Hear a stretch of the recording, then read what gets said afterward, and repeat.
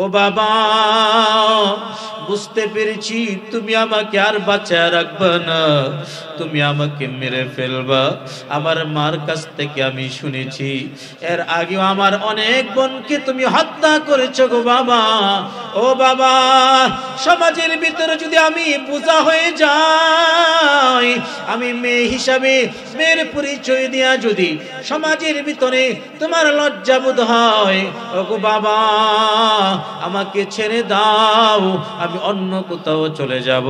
জীবনে কোনোদিন তোমাকে বাবার পরিচয় দিবে না, এরপর আমাকে মাইরো না, আমার জীবনটা আমাকে ভিক্ষা দাও। ও বাবা, আমার জীবনটা আমাকে ভিক্ষা দাও, আমাকে মাইরো না। কিন্তু সন্তানের কোনো কথা আমি শুনলাম না। দূর থেকে একটা পাথর আনলাম, একটা পাথর আমার সন্তানের মাথা ভেদ করে এমন জোরে পাথরটা নিক্ষেপ করে ফেললাম, আমার মেয়ের মাথাটা চূর্ণ বিচূর্ণ হয়ে যায়, রক্তগুলো চতুর্দিকে ছিটকে পড়ে। একটা চিৎকার দিয়ে আমার মেয়েটা দুনিয়া থেকে বিদায়, আমার মেয়েটা দুনিয়া থেকে বিদায় নিয়ে চলে যায়। আমি তাকে মাটি দিয়ে আমি বাড়িতে চলে আসলাম। আমি যখন রাতের বেলা ঘুমাই, প্রতিদিন স্বপ্নে যুগে আবার মেয়েটা আমাকে বলে, বাবা গো, ও বাবা, কি অপরাধ ছিল আমার, তুমি আমাকে কেন হত্যা করলা গো বাবা? কিয়ামতের ময়দানে রাহমাতুল লিল আলামিনের আদালত যখন কায়েম হয়ে যাবে, ও বাবা তোমার বিরুদ্ধে কিন্তু আমি আদালতের কাঠগড়ায় দাঁড়িয়ে যাব গো বাবা। আল্লাহ পাক রব্বুল আলামিন কিয়ামতের ময়দানে জিজ্ঞেস করবেন, বিআইয়ি দামবিন কুতিলাত, এই সমস্ত কন্যা সন্তানদেরকে কেন হত্যা করা হলো? কিয়ামতের ময়দানে আল্লাহ পাক জিজ্ঞেস করবেন, ওগো নবী 40টা দিন হয়ে গেল মেয়েটা আমাকে স্বপ্ন যুগে এই কথা বলে। রাহমাতুল লিল আলামিন কাঁদে। কায়েস ইবনে আসিম কান্না করতেছে। নবী ডাক দিয়া বলেন, ওরে যুবক,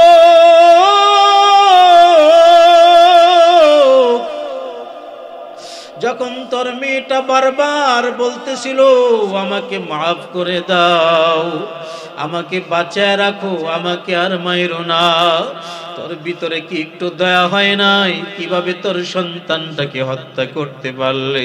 কিভাবে সন্তানের মাথায় পাথর নিক্ষেপ করলে? নবীজি কাঁদে,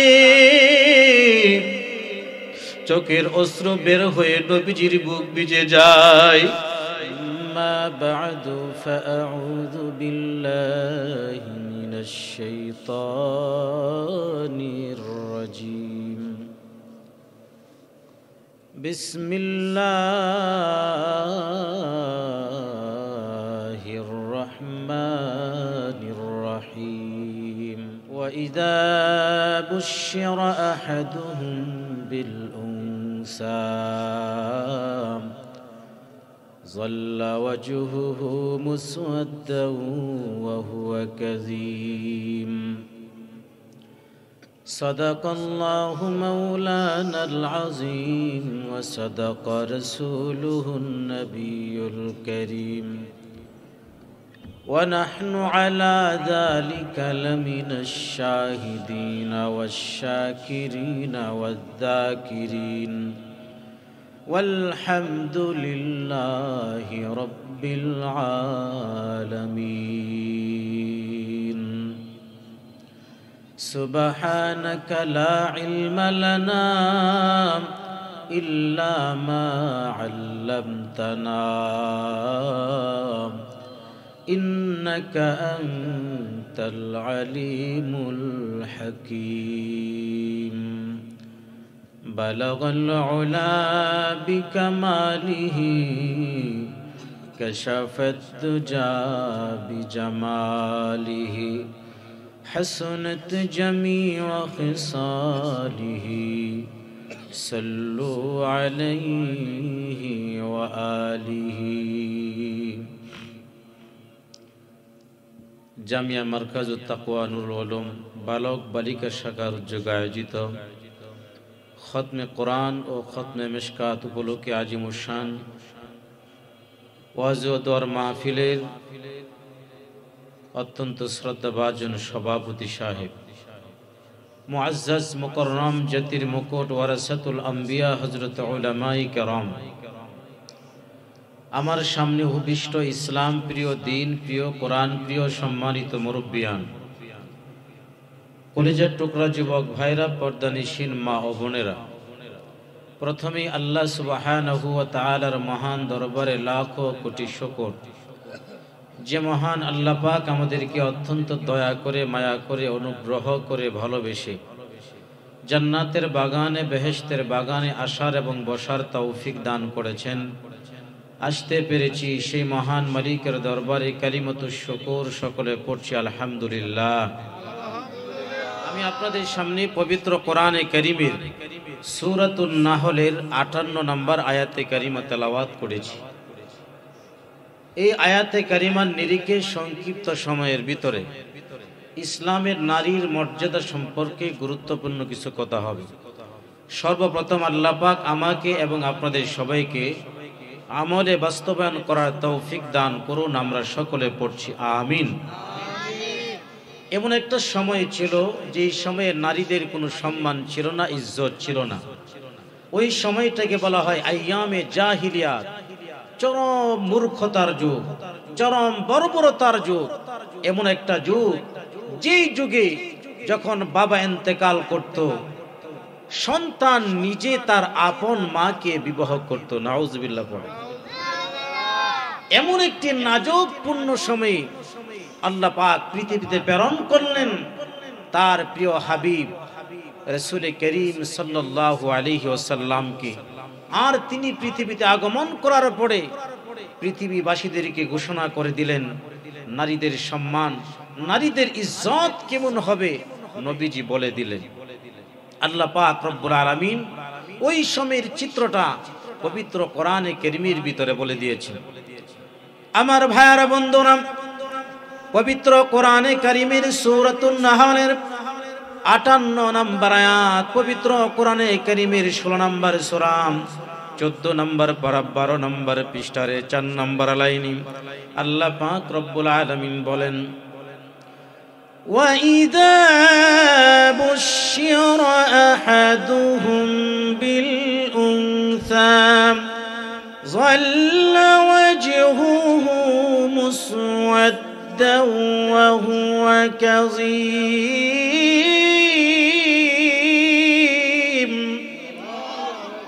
আল্লাহ পাক রব্বুল আলামিন বলেন, যখন তাদেরকে কন্যা সন্তানের সুসংবাদ দেওয়া হতো তখন তাদের চেহারাটা ক্রোধে বিবর্ণ হয়ে যেত। কন্যা সন্তান যখন জন্ম লাভ করত, কন্যা সন্তান জন্ম লাভ করলে তারা নিজেদের চোখে এটাকে ভালো মনে করত না। সামাজিকভাবে কন্যা সন্তানের কোনো দাম ছিল না, সামাজিকভাবে কন্যা সন্তানের কোনো মূল্য ছিল না। আল্লাহর পয়গম্বর বিশ্বনবী মহানবী এমন গুণে ধরা সমাজের ভিতরে নবীজি ঘোষণা করে দিলেন। তাখরিজুল মুসনাদের বর্ণনা 3য় খণ্ডের 294 নম্বর পৃষ্ঠারে উল্লেখ করা হলো, নবীজি সাল্লাল্লাহু আলাইহি ওয়াসাল্লাম বলেন, মান উলিদাত লাহু ইবনাতুন, যার ঘরের ভিতরে একটি কন্যা সন্তান জন্ম লাভ করবে, ফালাম ইয়াইদহা, আর এই কন্যা সন্তানটাকে জীবন্ত কবরস্থ না করবে, ওয়ালাম ইউহিনহা, আর তাকে লাঞ্ছিত করবে না, অপদস্থ করবে না, অপমানিত করবে না, ওয়ালাম ইউকসির ওয়ালাদাহু আলাইহা, কন্যা সন্তান থেকে ছেলেকে বেশি প্রাধান্য দিবে না। নবীজি বলেন, আদখালাহুল্লাহু বিহাল জান্নাহ, আল্লাহ পাক রব্বুল আলামিন ওই বাবাকে জান্নাতের মেহমান বানায় দিবে। যার ঘরে একটা কন্যা সন্তান জন্ম লাভ করবে নবীজি বলেন তার ঘরের ভিতরে যেন একটা জান্নাতের টুকরা এসে গেল। সুবহানাল্লাহ। এবার নবীজি বলেন যার ঘরের ভিতরে 2টা কন্যা সন্তান লাভ করবে, সহিহ তিরমিজির বর্ণনা 1914 নম্বর হাদিসের বর্ণনা, قال النبي صلى الله عليه وآله وسلم من عالى جاريتين دخلت أنا وهو الجنة كهاتين। নবীজি বলেন যার ঘরের ভিতরে 2টা কন্যা সন্তান লাভ করবে আর ওই কন্যা সন্তানকে লালন পালন করবে, ওই কন্যা সন্তানকে সম্মান করবে, তাকে লালন পালন করবে, আমি এবং ওই ব্যক্তি একই জান্নাতে বসবাস করব। তাহলে কারো ঘরের ভিতরে যদি 2টা কন্যা সন্তান হয় লাভ না লস? 2টা জান্নাত, 2টা কন্যা সন্তান হলে 2টা জান্নাত। আল্লাহর পয়গম্বর বিশ্ব নবী রাসূল আরবি সাল্লাল্লাহু আলাইহি ওয়াসাল্লাম এবার যার ঘরের ভিতরে 3টা কন্যা সন্তান হবে তার ব্যাপারে কি বলেন? সিলসিলাতুস সহিহা নামক গ্রন্থের 1027 নম্বর হাদিসের ভিতরে উল্লেখ করা হয়েছে, নবীজি বলেন মান কানা লাহু সালাসু বানাতিন, যার ঘরের ভিতরে 3টা কন্যা সন্তান লাভ করবে, এই 3টা কন্যা সন্তানকে লালন পালন করবে, দিন শিখাবে, দিনদার পাত্রস্থ করবে, নবীজি বলেন ওয়াজাবাত লাহুল জান্নাহ আলবাত্তা। নবীজি সাল্লাল্লাহু আলাইহি ওয়াসাল্লাম বলেন তাদের জন্য আল্লাহ পাক জান্নাত মঞ্জুর করবেন। সুবহানাল্লাহ। তাহলে একটা কন্যা সন্তান জন্ম লাভ করলে, 2টা কন্যা সন্তান লাভ করলে, 3টা কন্যা সন্তান লাভ করলে নবীজি বলেছেন প্রত্যেকের জন্য জান্নাত। সুবহানাল্লাহ। তাহলে কন্যা সন্তান জন্ম লাভ করলে লাভ না লস? অনেকেই বারবার মেয়ে হয়, এই জন্য এমন নাফরমান আছে তার স্ত্রীকে তালাক দেয়, ঠিক কিনা বলেন? আমার ভাইরা, কন্যা সন্তান লাভ করা বা জন্ম দেওয়া এটা যদি মেয়ের দোষ হয়, নারীর দোষ হয়, তাহলে ওই নারী একা কেন দোষারোপ হবে? ওই নারী দোষ একা হবে কেন? আপনি নিজেও তো এর জন্য দায়ী, ঠিক কিনা? আমার ভাইরা বন্ধুরা, এই জন্য কন্যা সন্তান লাভ হলে, কন্যা সন্তান যে গড়ের ভিতরে আসে গড়টা আলোকিত হয়ে যায়, আল্লাহ পাক রব্বুল আলামিন ওই গড়টাকে বরকত দিয়া ভরপুর করে দেন। এই মাদ্রাসাটা 2টা শাখায় পরিচালিত, একটা হলো পুরুষ শাখা আর একটা হলো মহিলা শাখা। পুরুষ শাখার ভিতরে ছেলেরা পড়বে, হাফেজ হবে, আলেম হবে, আর মহিলা শাখায় যে সমস্ত মেয়েরা পড়ে তারা দিনদার হবে, তারা আলেম হবে। আর একটা ঘরের ভিতরে মেয়ে যদি ভালো হয়ে যায় পুরা ঘরটা আলোকিত হয়ে যায়, ঠিক কিনা? মেয়ে যদি খারাপ হয় পুরা ঘর খারাপ হয়ে যায়। আমার ভাইরা, ভাত যদি নষ্ট হয় তাহলে বিজাইয়া পান্তাবাতের মতন পান্তাবাত খাওয়া যায়, কিন্তু বিরিয়ানি যদি নষ্ট হয়, পোলাও যদি নষ্ট হয়, খাবার সম্ভাবনা আছে, খাইলে পেট খারাপ হয়ে যাবে। ঠিক তেমনি ভাবে আমার মা জাতি যদি ভালো হয় তাহলে পুরা সংসার আলোকিত হয়, পুরা সমাজ আলোকিত হয়, পুরা দেশ আলোকিত হয়।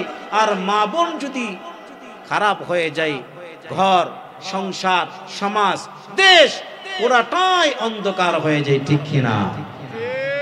এজন্য ভালো মেয়ে একটা হলে সংসার আলোকিত করে, আর খারাপ মেয়ে যদি একটা হয় পুরা দেশটাকে ধ্বংস করে ফেলে, ঠিক কিনা বলেন? আমার ভাইরা, এই জন্য আমার মেয়েরা যারা আছে তাদেরকে দিন শিখাতে হবে। জামিয়া মারকাজুত তাকওয়া নুরুল উলুম মাদ্রাসায় নারীদেরকে দিন শিখায়, স্বামীর সাথে কিভাবে আচরণ করতে হবে ব্যবহার শিখায়, মা বাবার সাথে কেমন আচরণ করতে হবে শিখায়, সংসারে যাওয়ার পরে একটা মেয়ে কিভাবে সাংসারিক হবে এই জিনিসগুলো মাদ্রাসার ভিতরে প্রশিক্ষণ দেওয়া হয়। আর স্কুল কলেজ ভার্সিটিতে প্রশিক্ষণ দেওয়া হয় কিভাবে বেপরদা থাকতে পারে, কিভাবে উলঙ্গপনা তৈরি হতে পারে, কিভাবে নাস্তিক্যবাদী তৈরি হতে পারে, সেগুলো সেখানে প্রশিক্ষণ দেওয়া হয়। যার কারণে সেখান থেকে জ্ঞান আহরণ করে আজও পর্যন্ত রাবিয়া বসরি আমাদের সমাজে উপহার দিতে পেরেছে, এরকম কোন প্রমাণ আছে? হ্যাঁ, এমন রাবিয়া বসরি উপহার দিয়েছে যে রাবিয়া বুসরি রাতের বেলায় তাহাজ্জুদ পড়ে আর দিনের বেলায় মানুষের রক্তে জমিনটাকে রঙিন করে, ঠিক কিনা বলেন? এমন রাবিয়া বুসরি আমাদের দরকার নাই, যেই রাবিয়া বুসরি সমাজের ভিতরে এসে মানুষদেরকে খুন করবে, গুম করবে, হত্যা করবে, দেশটাকে তছনছ করে ফেলবে। এমন রাবিয়া বুসরি আমাদের দরকার নাই, বরং এমন রাবিয়া বুসরি দরকার যেই রাবিয়া বুসরি একটা সংসারে থাকলে ওই সংসারটাই আলোকিত হয়ে যাবে। আমার ভাইয়ারা, বন্ধুরা, এই জন্য আল্লাহর পয়গম্বর বিশ্ব নবী মহানবী রাসূল আরবি সাল্লাল্লাহু আলাইহি ওয়াসাল্লাম এমন একটা সময় আসলেন যেই সময়ে কন্যা সন্তানের কোনো দাম ছিল না, কন্যা সন্তানের কোনো মূল্য ছিল না। কন্যা সন্তান জন্ম লাভ করলেই তাকে জীবন্ত হত্যা করে ফেলা হতো, নাউজুবিল্লাহ পড়ি। আমার ভাইয়ারা, বন্ধুরা, ও যুবক ভাই, ও মুরব্বী বাবারা, ও পর্দার অন্তরালের আমার আম্মা জানেরা, শুনুন, খুব খেয়াল করে শুনুন। আল্লাহর পয়গম্বর বিশ্ব নবী মহানবী রাসূল আরবি সাল্লাল্লাহু আলাইহি ওয়াসাল্লামের কাছে বনি তামিম গোত্রের সরদার কায়েস ইবনে আসিফ আল্লাহর পয়গম্বরের কাছে আসলেন। এসে কান্না শুরু করলেন, ইসলাম ধর্ম গ্রহণ করলেন, আর ডাক দিয়া বলেন, ওগো পয়গম্বর, আমি এমন অপরাধ করেছি, আল্লাহ কি আমার অপরাধ ক্ষমা করবেন কিনা? নবীজি বলেন, ইসলামে যেহেতু দাখিল হয়েছো, ইসলাম ধর্ম যেহেতু গ্রহণ করেছো, আল্লাহ পাক রব্বুল আলামিন তোমার পূর্বের গুনাহকে ক্ষমা করে দিয়েছেন। কায়েস ইবনে আসিফের কান্না আরো বেড়ে গেল, কান্না আরো বেড়ে গেল। নবীজি ডাক দিয়া বলেন, এখনো কেন কাঁদো? তোমাকে সুসংবাদ দিলাম, আল্লাহ পাক তোমার পিছনের গুনাহ ক্ষমা করে দিয়েছেন, এরপরও কেন কাঁদো? কায়েস ইবনে আসিফ ডাক দিয়া বলে, পয়গম্বর, এমন জঘন্যতম অপরাধ আমি করেছি, আমার মন সাক্ষী দেয় আল্লাহ মনে হয় আমার গুনাহ ক্ষমা করবেন না। ডাক দিয়া বলেন, কি করেছো? আসারাক্তা, তুমি কি চুরি করেছো নাকি? বলে, না, এর চাইতে জঘন্য অপরাধ। নবীজি বলেন, আজ জানাইতা, তুমি কি জিনা করেছো নাকি? আগন্তুক কায়েস ইবনে আসিফ ডাক দিয়া বলে, নবী গো, এর চাইতে আরো জঘন্য অন্যায় আমি করেছি। এবার নবীজি বলেন, বলো না কি অন্যায় তুমি করেছো? এবার ডাক দিয়া বলে, আমি আবু জাহেলের জামানায় আমার বসবাস। আবু জাহেল ঘোষণা করেছে, কারো কন্যা সন্তান যদি জন্ম লাভ করে তাহলে তাকে হত্যা করে ফেলতে হবে, তাকে জীবন্ত দাফন করে ফেলতে হবে, তাকে বাঁচায় রাখা যাবে না। সমাজের জন্য মেয়েরা হলো বোঝা। আমার স্ত্রী অন্তঃসত্ত্বা হয়ে গেল, আমি ব্যবসার জন্য বিদেশে চলে গেলাম, স্ত্রীকে ওসিয়ত করে গেলাম, তোমার পেটের ভিতরে যে সন্তান, এই সন্তানটা যদি মেয়ে হয় জীবন্ত পুঁতে ফেলবা, হত্যা করে ফেলবা, আর এটা যদি ছেলে সন্তান হয় তাহলে বাঁচায় রাখবা, লালন পালন করবা, তাকে আদর্শবান করাইবা। আমি যখন বিদেশে চলে গেলাম, আমার স্ত্রী আমাকে অবগত করলো আমার একটা মৃত সন্তান হয়েছে। এইভাবেই চলে গেল। প্রায় ৬-৭ বছর পর আমি বিদেশ থেকে বাণিজ্য শেষ করে আমি যখন বাড়িতে আসলাম, এসে দেখি আমার ঘরের সামনে একটা মেয়ে খেলাধুলা করতেছে, দৌড়াদৌড়ি করতেছে। সুন্দর ফুটফুটে কন্যা, এমন সুন্দর একটা মেয়ে যার দিকে তাকাইলে শত্রু পর্যন্ত তার প্রতি আকৃষ্ট হয়ে যাবে। আমিও ওই মেয়েটার প্রতি আকৃষ্ট হয়ে গেলাম। আমার স্ত্রীকে ডাক দেয়া বললাম, স্ত্রী, এই যে একটা সন্তান দেখা যায়, একটা মেয়ে দেখা যায়, দৌড়াদৌড়ি করতেছে, ঘোরাফেরা করতেছে, মেয়েটা কার? স্ত্রী মনে মনে ভাবছে, হয়তো মেয়েটাকে বড় অবস্থায় দেখে তার অন্তরে মায়া লেগেছে, তাকে মনে হয় আর হত্যা করবে না। এই জন্য সত্য ঘটনাটা আমি ব্যাপারে খুলে বললাম। স্ত্রী ডাক দিয়া বলে, স্বামী গো, আমি আপনাকে মিথ্যা সংবাদ দিয়েছিলাম, আসলে আমার মৃত সন্তান হয় নাই, আমার মৃত সন্তান হয় নাই, এটা আমার মেয়ে, এটা আপনার কন্যা উম্মে জামিল। মেয়েটা বাবার কাছে দৌড়ে আসলো। কতদিন যাবত বাবার কথা শুধু শুনে, বাবাকে জীবনে কোনো সময়ে দেখে নাই। একটা মেয়ে বাবাকে কিন্তু অনেক ভালোবাসে, অনেক মহাব্বত করে। ছেলের তুলনায় মেয়ে যারা থাকে তারা কিন্তু সংসারের ভিতরে বাবাকে বেশি মহাব্বত করে। বাবা অসুস্থ হয়ে গেলে মেয়েরা পাগলের মতন হয়ে যায়। এবার ডাক দিয়া বলে, ও আমার স্ত্রী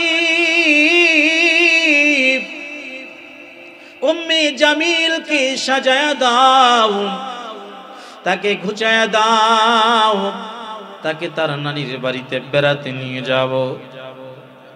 মেয়েটাকে সাজায়া দেয়। মেয়েটাও বড় আনন্দিত, উৎফুল্লিত। বাবার সাথে আমি কতদিন হয়ে গেল বাবার সাথে কোথাও যাই না, বাবার সাথে বেড়াতে যাই না, আজকে বাবা আমাকে বেড়াতে নিয়ে যাবে। মেয়েটা আনন্দের সাথে খুশির সাথে বাবার সাথে যায়। কায়েস ইবনে আসিফ বলেন, নবী গো, আমি আমার চাদরের নিচে করে একটা কোদাল নিয়ে নিলাম, মেয়েটাকে নিয়ে আস্তে আস্তে যেতে শুরু করলাম। কতক্ষণ যাওয়ার পর আমি যখন একটা রাস্তা অবলম্বন করলাম, আমার মেয়ে ডাক দিয়ে বলে, বাবা এটা কোন পথে যাও গো? বাবা এটা তো আমার নানির বাড়ির রাস্তা না, আমার নানুর বাড়ির রাস্তা তো অন্যদিকে। আমি মেয়েটাকে একটা চপা ডাকাত করে ফেললাম। মেয়েটা চুপ হয়ে গেল। সামনের দিকে আগানোর পরে তীব্র রোদের কারণে আমার শরীর থেকেও ঘাম পড়ছিল। মেয়েটা পিপাসার্ত হয়ে গেল। ডাক দিয়া বলে, বাবা আমার পানির পিপাসা আছে, একটু পানি পান করতে হবে, একটু পানির ব্যবস্থা করো। আমি বললাম, আমি মনে মনে চিন্তা করলাম, ভালো একটা সুযোগ পাইলাম। আমার চাদরের নিচ থেকে কোদালটা বের করে মাটি খনন করা শুরু করলাম। কারণ কতক্ষণ মাটি খনন করলে তখন পানি বেশি আসে। মাটি যখন খনন করতেছিলাম, আমার গাল বেবে পসরিনা ঘামগুলো জড়তেছে। আর আমার মেয়ে গর্তের কিনারায় বসে বসে তার আঁচল দ্বারাতে আমার ঘাম মুছে দেয়। ডাক দিয়া বলে, বাবা গো, আমাকে পানি পান করানোর জন্য আপনাকে এত কষ্ট করতে হবে না গো বাবা। ও বাবা, আমার পানির কোনো প্রয়োজন নাই গো বাবা। আপনার কষ্ট দেখে আমার সহ্য হয় না। 6 বছর 7 বছরের এই মেয়েটা বাবাকে ডাক দিয়ে বলে, বাবা পানির প্রয়োজন নাই। কিন্তু আমি তার কোনো কথাই শুনলাম না। মাটি খনন শুরু করে দিলাম। খনন করতে করতে করতে করতে এক পর্যায়ে পানি বেশি আসলো। আমি উপরে উঠলাম, মেয়েটাকে ডাক দিয়া বললাম, মা ওই যে দেখো কত সুন্দর পানি দেখা যায়। নবী গো, পানি দেখার জন্য যখন মেয়েটা গর্তের কিনারায় যায়, আমি পিছনের দিক থেকে মেয়েটাকে ধাক্কা দিয়া গর্তে নিক্ষেপ করি। মেয়ে আমার গর্ত দেখে আমাকে চিৎকার করে কেঁদে কেঁদে ডাক দিয়ে বলে, ও বাবা,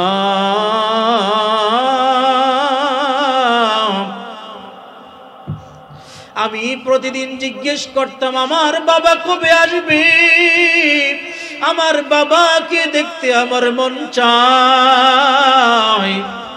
ও বাবা, বুঝতে পেরেছি তুমি আমাকে আর বাঁচায় রাখবে না, তুমি আমাকে মেরে ফেলবা। আমার মার কাছ থেকে আমি শুনেছি এর আগেও আমার অনেক বোনকে তুমি হত্যা করেছো গো বাবা। ও বাবা, সমাজের ভিতরে যদি আমি বোঝা হয়ে যাই, আমি মেয়ে হিসাবে মেয়ের পরিচয় দেয়া যদি সমাজের ভিতরে তোমার লজ্জাবোধ হয়, ও গো বাবা আমাকে ছেড়ে দাও, আমি অন্য কোথাও চলে যাব, জীবনে কোনোদিন তোমাকে বাবার পরিচয় দিবে না, এরপর আমাকে মাইরো না, আমার জীবনটা আমাকে ভিক্ষা দাও। ও বাবা, আমার জীবনটা আমাকে ভিক্ষা দাও, আমাকে মাইরো না। কিন্তু সন্তানের কোনো কথা আমি শুনলাম না। দূর থেকে একটা পাথর আনলাম, একটা পাথর আমার সন্তানের মাথা ভেদ করে এমন জোরে পাথরটা নিক্ষেপ করে ফেললাম, আমার মেয়ের মাথাটা চূর্ণ বিচূর্ণ হয়ে যায়, রক্তগুলো চতুর্দিকে ছিটকে পড়ে। একটা চিৎকার দিয়ে আমার মেয়েটা দুনিয়া থেকে বিদায়, আমার মেয়েটা দুনিয়া থেকে বিদায় নিয়ে চলে যায়। আমি তাকে মাটি দিয়ে আমি বাড়িতে চলে আসলাম। আমি যখন রাতের বেলা ঘুমাই, প্রতিদিন স্বপ্নে যুগে আবার মেয়েটা আমাকে বলে, বাবা গো, ও বাবা, কি অপরাধ ছিল আমার, তুমি আমাকে কেন হত্যা করলা গো বাবা? কিয়ামতের ময়দানে রাহমাতুল লিল আলামিনের আদালত যখন কায়েম হয়ে যাবে, ও বাবা, তোমার বিরুদ্ধে কিন্তু আমি আদালতের কাঠগড়ায় দাঁড়িয়ে যাব গো বাবা। আল্লাহ পাক রব্বুল আলামিন কিয়ামতের ময়দানে জিজ্ঞেস করবেন, বিআইয়ি দামবিন কুতিলাত, এই সমস্ত কন্যা সন্তানদেরকে কেন হত্যা করা হলো? কিয়ামতের ময়দানে আল্লাহ পাক জিজ্ঞেস করবেন, ওগো নবী, 40টা দিন হয়ে গেল, মেয়েটা আমাকে স্বপ্ন যুগে এই কথা বলে। রাহমাতুল লিল আলামিন কাঁদে। কায়েস ইবনে আসিম কান্না করতেছে। নবী ডাক দিয়া বলেন, ওরে যুবক,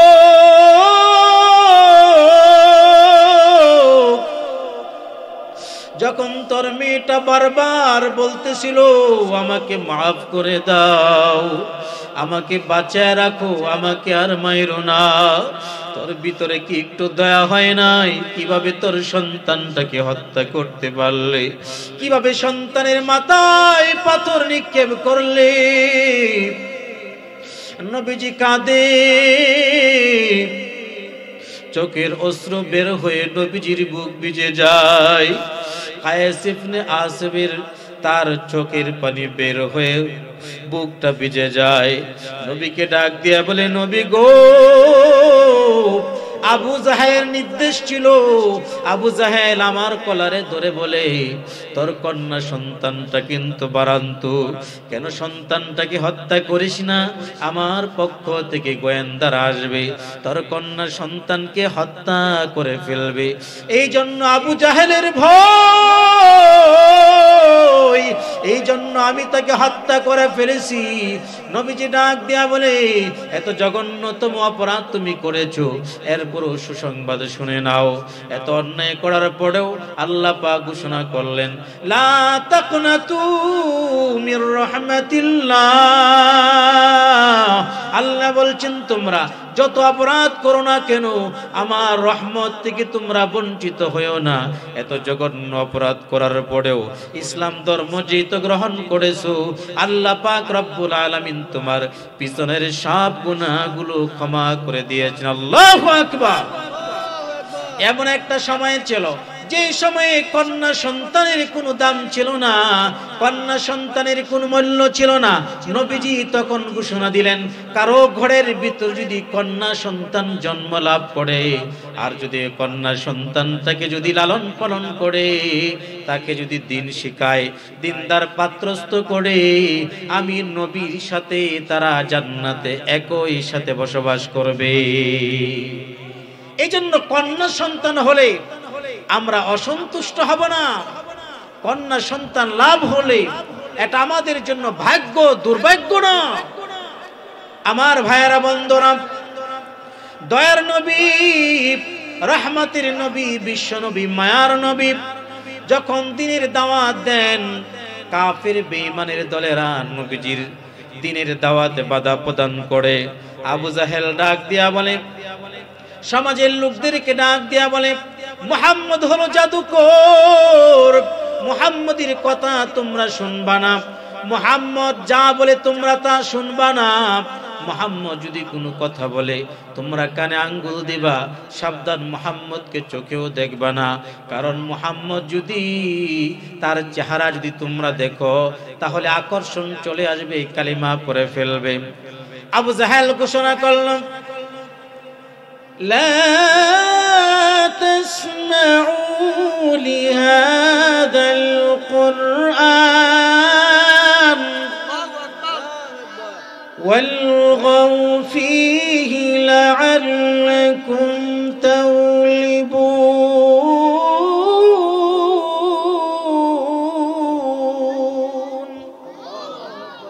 আল্লাহ পাক রব্বুল আলামিন বলেন, আবু জাহেলের ঘোষণা, এই কোরআন তোমরা শুনবা না, যদি শুনো তাহলে হট্টগোল সৃষ্টি করে ফেলবা। এই জন্যই তো আমরা দেখি অনেক জায়গায় ওয়াজ মাহফিল হয়, কোরআনের তাফসির হয়, আর কোরআন বিদ্বেষীরা কোরআনের তাফসিরে এসে বাধা প্রদান করে, ঠিক কিনা?